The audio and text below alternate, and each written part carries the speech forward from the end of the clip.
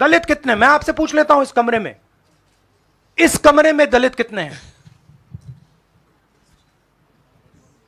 देखिए, ये मजा देखिए, इस कमरे में ओबीसी कितने हैं? हाथ उठा के दिखा दीजिए, देखिए मजा।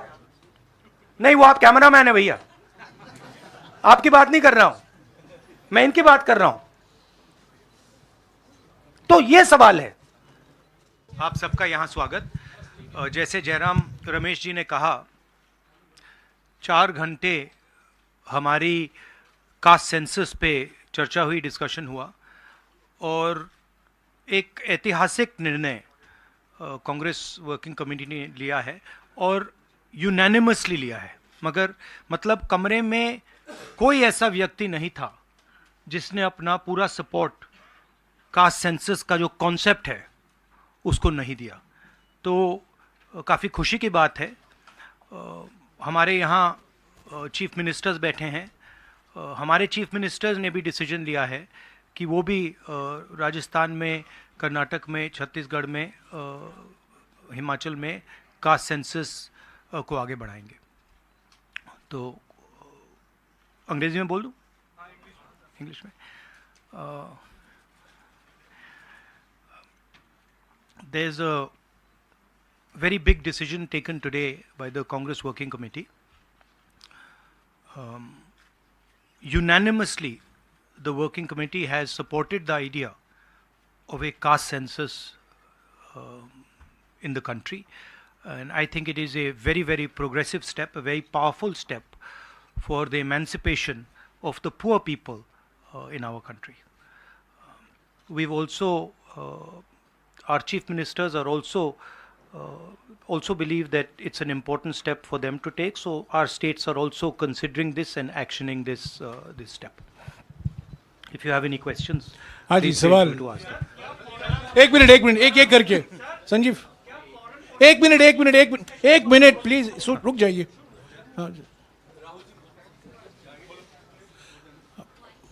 Rahul ji, the Congress has taken the decision of, taking this caste census forward. Will the India Alliance parties also, support you in this, because the Congress is unanimous in this? Whether all the other parties, because you are going to contest the elections together, all 26 parties are contesting the elections together. So will they also support, and will you seek their support? Well, the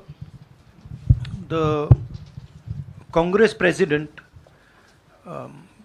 today chaired the meeting of the highest body of the Congress party, and the entire Congress party has decided that it is going to wholeheartedly not just support the idea of the caste census, but force the BJP to carry out the caste census, or then get out of the way so we can carry out the caste census.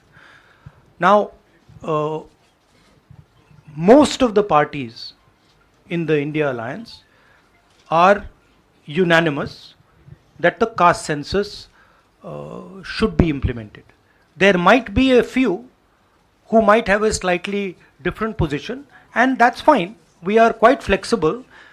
We are not a fascist system. We are quite flexible. If somebody has a slightly different opinion, there's no problem. They can have that opinion. But I am confident that the vast majority of the Indian Alliance is going to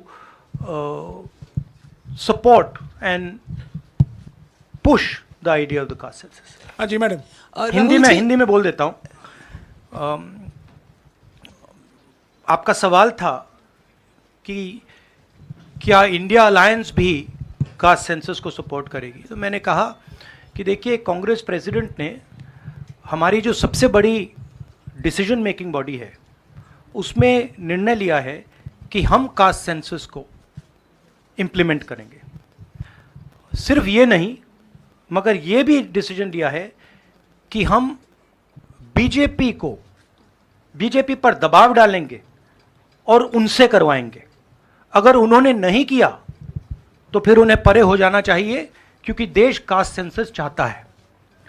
अब जहां तक India alliance की बात है, मैं जानता हूं कि काफ़ी पार्टी इंडिया अलायंस में इस निर्णय का समर्थन करेंगी। 1-2 पार्टी हो सकती हैं जिनकी राय थोड़ी अलग हो।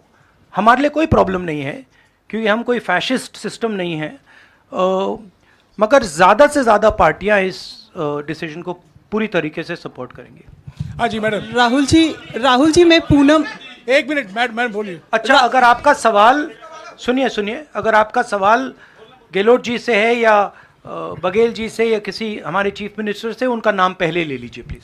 राहुल जी मैं पूनम हूँ, अमर उजाला से। इधर मैं ये आपसे जानना चाहती हूँ कि राजस्थान ने कल रात को ही जातीय जनगणना को लेकर अपना जो रुख है वो साफ कर दिया है। आज से 5 राज्यों का चुनावी बिगुल बच गया है। तो क्या ये माना जाए कि ये 5 राज्य जो हैं वो कांग्रेस का लिटमस टेस्ट होंगे भारतीय जनता पार्टी के ऊपर दबाव बनाने के लिए कि वो जातीय जनगणना कराएं? देखिए, ये जो आपके शब्द हैं लिटमस टेस्ट, ये केमिस्ट्री में चलते हैं, ये राजनीति में नहीं चलते हैं। हमारी सिंपल सी बात है, हम सब ने निर्णय ले लिया है कि हिंदुस्तान के भविष्य के लिए कास्ट सेंसस जरूरी है। एक कास्ट सेंसस के बाद एक नया डेवलपमेंट का पैराडाइम खुलेगा और हमने निर्णय ले लिया कि हम ये काम करेंगे। तो ये मैं आपको आज बता रहा हूं कि कांग्रेस पार्टी इस काम को पूरा करके ही छोड़ेगी। और याद रखिए, जब हम वायदा करते हैं, हम उस वायदे को तोड़ते नहीं हैं। हाँ सुनील, एक minute Sunil.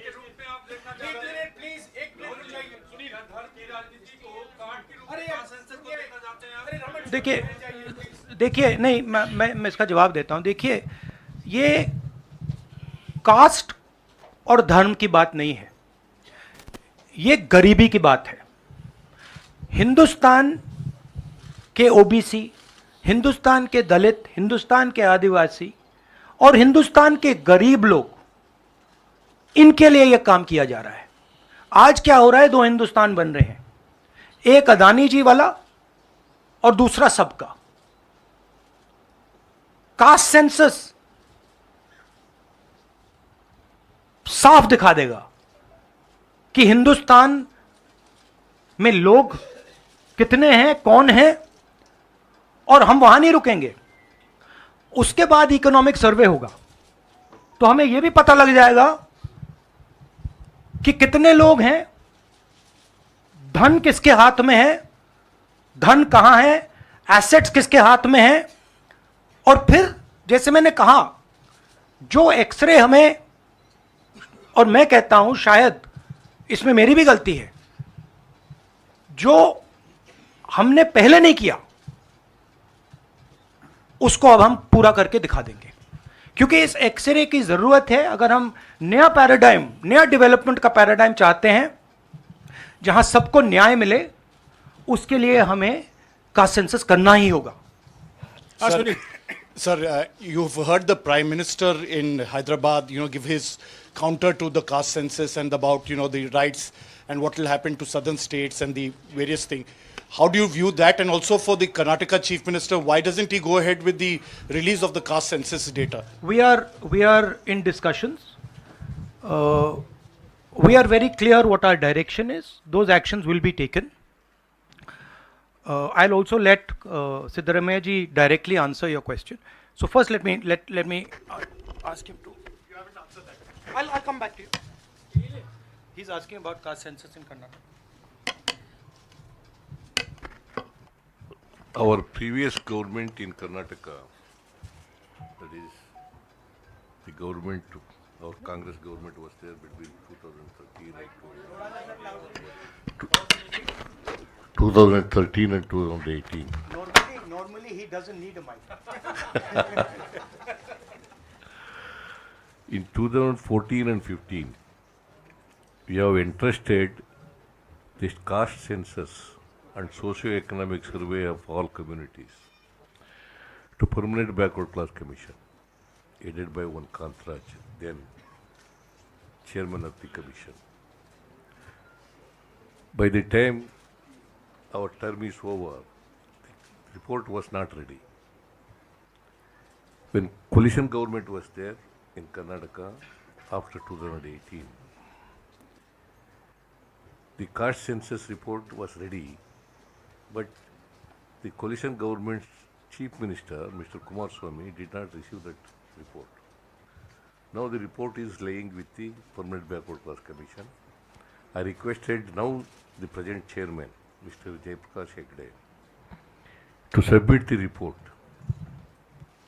to the government. If he submits the report, he will definitely issue the report. With consensus, caste census and socio-economic survey of all communities, particularly other backward communities. एक मिनट प्लीज. अरे एक minute रुक जाइए ना. जवाब दे रहे हैं. राहुल जी जवाब दे रहे हैं. On the Prime Minister's, yeah, the Prime Minister is making unconnected statements. What the caste census has to do with, representation of the South is very difficult to understand. Now, the problem is that the Prime Minister is incapable of doing the caste census. I'd like to point out something quite interesting. There are हमारे 4 chief ministers हैं. 4 में से 3 OBC वर्ग के हैं. BJP के 10 chief minister हैं, 1 OBC वर्ग के हैं, और वो भी कुछ ही दिन में चीफ मिनिस्टर नहीं रहेंगे. तो बात बहुत होती है ओबीसीज की, मगर नरेंद्र मोदी जी को यह बताना है कि ओबीसीज के लिए आपने किया क्या. मैंने पार्लियामेंट में उदाहरण दिया कि 90 अफसरों में से 3 अफसर ओबीसी वर्ग के हैं. नरेंद्र मोदी जी ने उसके बारे में कुछ नहीं बोला. उन्होंने यह भी नहीं बोला कि हां यह गलत है. उन्होंने बोला, एक शब्द नहीं बोला. मतलब उनके लिए यह एक्सेप्टेबल है कि हिंदुस्तान में जिनकी शायद 50% आबादी है अप्रोक्सीमेटली, उनका सरकार को चलाने में कोई भी हक ना हो. तो यह तो सच्चाई है, रियलिटी है. प्राइम मिनिस्टर सीधा कह दें कि हम कास्ट सेंसस का डेटा रिलीज कर देंगे. प्राइम मिनिस्टर सीधा कह दें कि अगला सेंसस कास्ट बेसिस पे होगा. वो कह ही नहीं सकते, क्योंकि प्राइम मिनिस्टर सचमुच में ओबीसी वर्ग के लिए काम नहीं करते हैं. प्राइम मिनिस्टर का काम ओबीसी वर्ग को डिस्ट्रैक्ट करने का, ओबीसी वर्ग के ध्यान को इधर उधर करने का है. जो सच्चाई है कि ओबीसी वर्ग, दलित वर्ग, आदिवासी वर्ग को कितनी भागीदारी मिल रही है, उससे डिस्ट्रैक्ट करने का पूरा सिस्टम बना रखा है आरएसएस ने और नरेंद्र मोदी जी ने. और नरेंद्र मोदी जी उनके मेन इंस्ट्रूमेंट है, मतलब सेंट्रल औजार हैं. उनका यही काम है कि भैया ओबीसी की भागीदारी ना हो, ध्यान इधर उधर जाता जाए.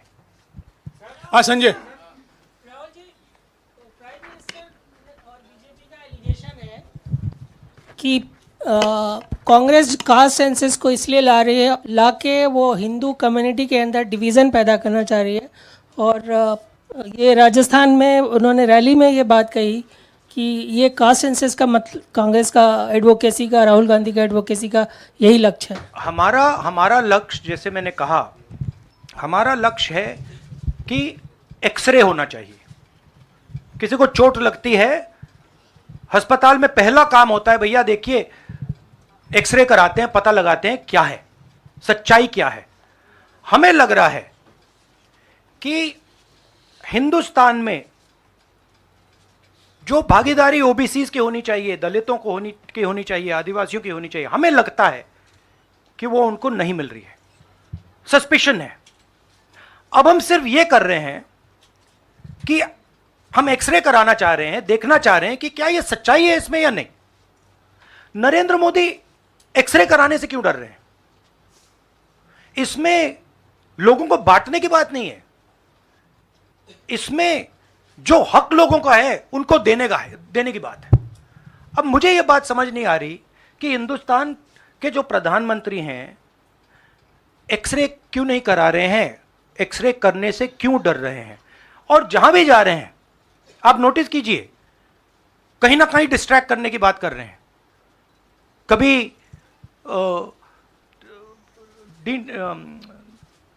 डिलिमिटेशन की बात कर रहे हैं, कभी कुछ और बात कर रहे हैं, कभी साउथ इंडिया की बात कर रहे हैं, मगर एक भाषण में नरेंद्र मोदी जी ने ये नहीं कहा कि देखिए जो राहुल गांधी ने कहा है 90 अफसर जो हिंदुस्तान को चलाते हैं उसमें से 3 लोग सिर्फ ओबीसी वर्ग के हैं। ये सच्चाई है, ये सच्चाई बीजेपी ने एक्सेप्ट की है और उनको सिर्फ 5% बजट पर कंट्रोल है। यह प्रधानमंत्री अपने भाषण में नहीं बोल पा रहे हैं। क्यों? क्योंकि उनका लक्ष्य कुछ और है, उनका लक्ष्य डिस्ट्रैक्शन का है। और आप देखना डिस्ट्रैक्शन करने के बहुत और तरीके निकालेंगे आने वाले समय में, एक के बाद एक डिस्ट्रैक्शन करने के तरीके दिखेंगे आपको। राहुल जी 1-2 सवाल और ले सकते हाँ हैं? हाँ, मौसमी। राहुल जी ये पूछना चाह रहे थे कि जिस तरह से प्रधानमंत्री नरेंद्र मोदी कह रहे हैं, कहा जा रहा है कि कांग्रेस के लिए ये बहुत ज्यादा नुकसानदेह होगा क्योंकि जो बची कुची अगड़ी जाति कांग्रेस के साथ है वो चिटक जाएंगी। तो पॉलिटिकली आपको लगता है कि ये कांग्रेस के लिए नुकसान वाला सौदा है? ये हमारा पॉलिटिकल डिसीजन नहीं है, ये न्याय का डिसीजन है, ये हिस्सेदारी का डिसीजन है। इसमें कोई पॉलिटिकल कैलकुलेशन नहीं है।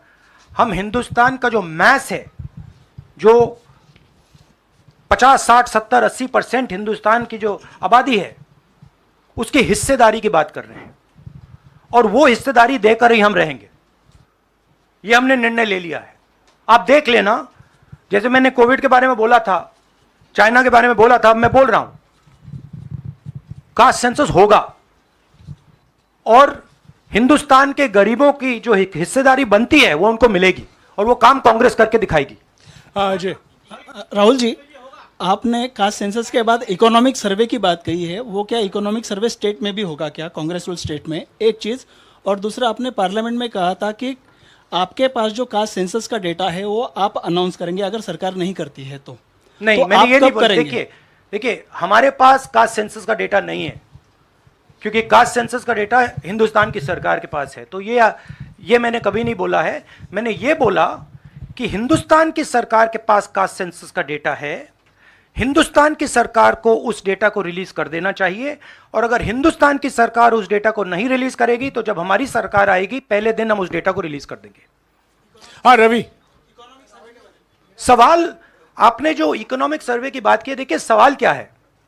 सवाल यह है, पहला सवाल जो कास्ट सेंसस से क्लियर हो जाएगा, इस देश में कितनी आबादी किसकी है, ओबीसी की कितनी है, दलितों की कितनी है, आदिवासियों की कितनी है, बाकी लोगों की कितनी है, पहला सवाल। दूसरा सवाल, देश का जो धन है, देश के जो एसेट्स हैं, क्या वो इन लोगों के हाथ में भी हैं या नहीं? देश के एसेट्स में ओबीसी की कितनी हिस्सेदारी है, दलितों की कितनी हिस्सेदारी है, आदिवासियों की कितनी हिस्सेदारी है, देश के इंस्टीट्यूशंस में आदिवासी कितने, ओबीसी कितने, दलित कितने? मैं आपसे पूछ लेता हूं, इस कमरे में दलित कितने हैं? देखिए, ये मजा देखिए, इस कमरे में ओबीसी कितने हैं? हाथ उठा के दिखा दीजिए, देखिए मजा। नहीं, वो आप कैमरामैन है भैया, आपकी बात नहीं कर रहा हूं, मैं इनकी बात कर रहा हूं। तो यह सवाल है, हिंदुस्तान के इंस्टीट्यूशंस में ओबीसी कितने, दलित कितने, आदिवासी कितने? यह सवाल हम पूछ रहे हैं। इंस्टीट्यूशंस के बारे में पूछ रहे हैं, धन के बारे में पूछ रहे हैं, एसेट्स के बारे में पूछ रहे हैं और आबादी के बारे में पूछ रहे हैं। राहुल जी रवि। इधर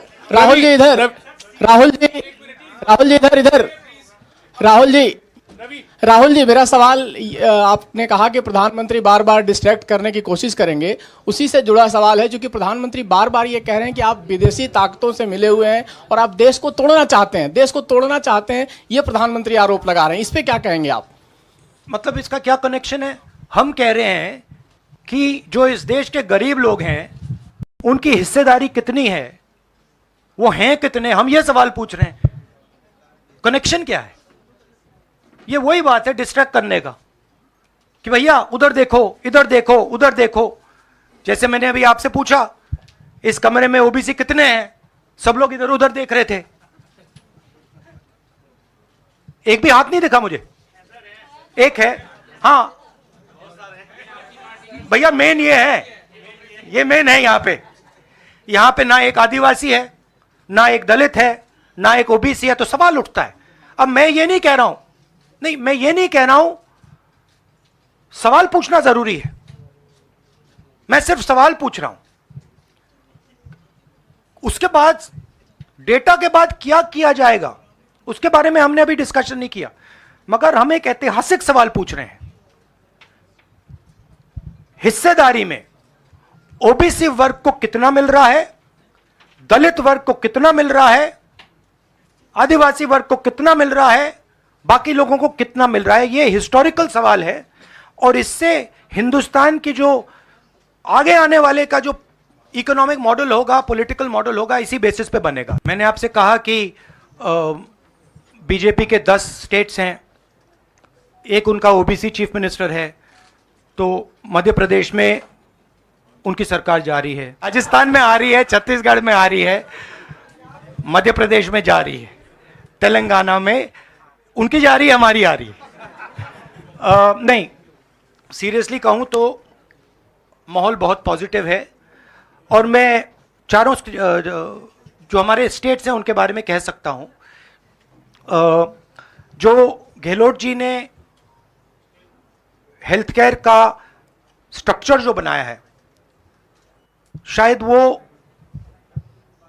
दुनिया में एक ऐतिहासिक हेल्थ केयर का सिस्टम राजस्थान की सरकार ने बनाया है।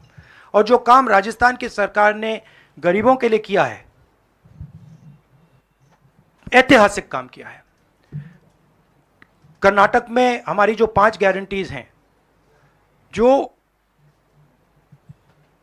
सोशल प्रोटेक्शन की जो स्कीम्स हैं, वो अनमैच्ड है। आप किसी भी स्टेट में चले जाइए, आप पूछ लीजिए, आपको ऐसा सोशल प्रोटेक्शन का स्ट्रक्चर नहीं मिलेगा। छत्तीसगढ़ में जो किसानों के साथ हमारे चीफ मिनिस्टर ने किया, जो उनको धान के लिए दाम मिलता है, सबसे ज़्यादा मिलता है हिंदुस्तान में, जो कनेक्टिविटी उन्होंने बनाई है, जो हमारे छोटे छोटे डिस्ट्रिक्ट्स में मैन्युफैक्चरिंग यूनिट्स लगवाए हैं, जो ऐतिहासिक काम किया है। और अगर सुक्खू जी के बारे में समझना चाहते हैं तो जब हिमाचल को चोट लगी तो उनका रिस्पॉन्स जो था, जमीनी रिस्पॉन्स, लोगों के बीच में जाकर रिस्पॉन्स, वैसा रिस्पॉन्स शायद मैंने तो पहले नहीं देखा है। तो हमारी जो 4 सरकारें हैं अच्छा काम कर रही हैं। मुझे लगता है हम इन चुनाव में बहुत अच्छा करेंगे। मिजोरम में मैं अभी जा रहा हूं, काफ़ी पॉजिटिव माहौल है और जनरली लोगों में गुस्सा है। 1-2 कारण हैं,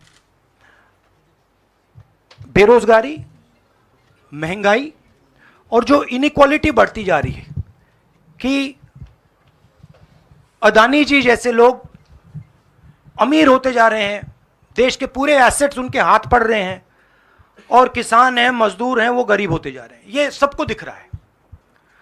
तो इसीलिए हम प्रिपरेशन कर रहे हैं।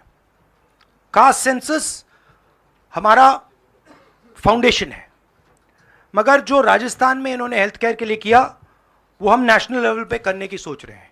जो किसानों के लिए ये कर रहे हैं, जो इनका सोशल सिक्योरिटी का स्ट्रक्चर है, वो हम इसको नेशनल लेवल पे इंप्लीमेंट करने की प्लानिंग कर रहे हैं।